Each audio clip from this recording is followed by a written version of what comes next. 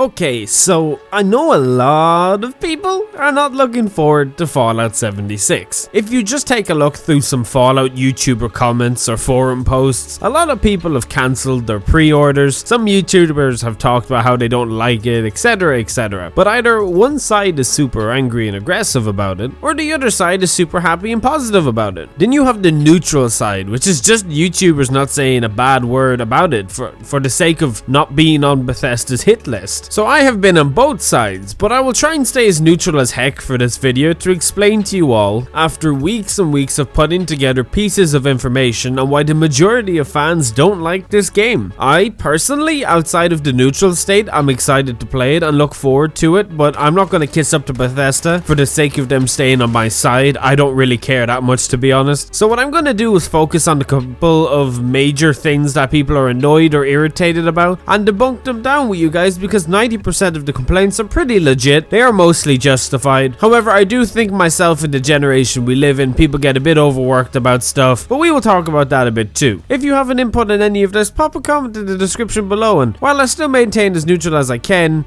I won't be getting aggressive, so maybe you can do the same when you leave a comment. If you disagree with something I say, let me know. I would love to see what you guys have to say, but hopefully I am mostly correct in a lot of what I'm about to say and we can agree. So sit back, chillax, and let's delve into the reasons people are not happy about Fallout 76.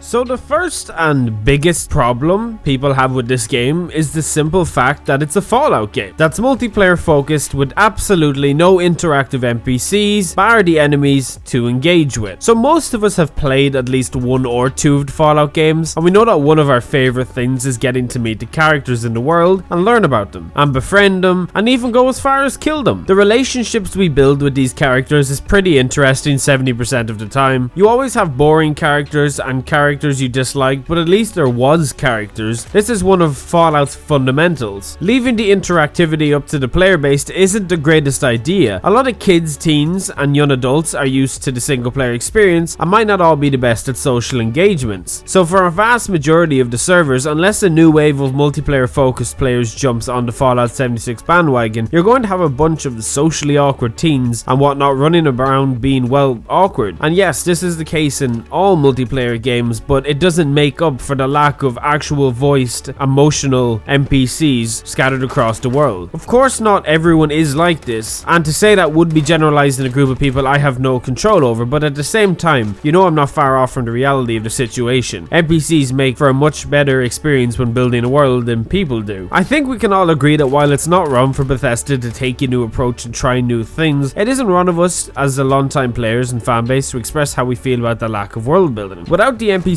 we are left with holotapes and terminals to read and learn about the world around us, and a lot of people like it to just keep going and shooting, and it's much easier to pay attention to a stationary NPC than it is to listen to a tape while you're in a firefight. That's my own somewhat personal opinion, mixed with what I mostly feel people think about NPCs not being in the game. I'm not going to get mad at Bethesda for trying something new, but I'm also not going to get mad at people for complaining about something they're so used to. But let me know if I'm wrong on either front. But for me, Fallout isn't Fallout without the crazy characters. Who is my Fox, Strawn, or Lily in this game? Who is my Elder Lions, President Kimball, or Maxis? This is something that for me and most people is going to be a bit strange. It's not that we aren't open for witnessing a world built without NPCs, it's just for Fallout, it really is weird. So from the 4.5 hours I have so far and the future installments of the beta I will play, you're encountering quests, building different players both passively and in PvP, doing some events and killing lots of things. The world just feels empty without them so far. I don't know if this was really what they were going for. I know their main focus was to get it to multiplayer and get groups of people to work together, but I've mostly seen solo experienced players and not many groups, but it has only been one session. But with a map so big, to me and to a lot of other people, it just feels like a gigantic detailed Fallout map without the flavor. Now this part really got on a lot of nerves for players, and it kind of got on mine too. I have better things to worry about, but still, I love the franchise, so it ate away at me just a little bit. Bethesda are notorious for retconning the lore in their their games. What is retconning, you ask? Well, in terms of the video game, movie, and comic book world and culture, to retcon something is simply to change it from what its original narrative was, and in Fallout 76's case, Bethesda Game Studios have retconned the shit out of it. They changed so much lore that has gone back as far as the first Fallout game before Bethesda even had anything to do with the Fallout franchise, all for the sake of adding more to their open world online survival game. This pissed a lot of people off, like a lot. The Brotherhood of Steel now exists in this time, and there are super mutants in West Virginia, which makes absolutely no sense when you base it off what is now the original lore that has all changed for the sake of continuity in their online survival game. I don't like this, and neither do a lot of people. It's not going to pry away at me until I'm sniveling ball on the ground, but I'm not happy that they've gone and done this. Why not add something new? They did so with the Responders. I know Bethesda have it in them to create new factions and clans and ideas. Just make up a bunch of new enemy groups to fight against. Don't change the consistency of well-developed and built lore for the sake of having them there. If you aren't a hardcore Fallout fan or you have the basic knowledge of some of the games, this probably won't bother you too much. But to put it into somewhat of a perspective for all of you, imagine instead of Spider-Man being bit by a spider, the story you're so used to, tomorrow Stan Lee woke up and made it so instead of being bit by a spider, he was bit by a giraffe and turned into Giraffe Man just for the sake of suiting a new video game. That's pretty much what they did with the Brotherhood of Steel and the super mutants in this game. And seeing as how I have followed the lore of Fallout since Fallout 3's release nearly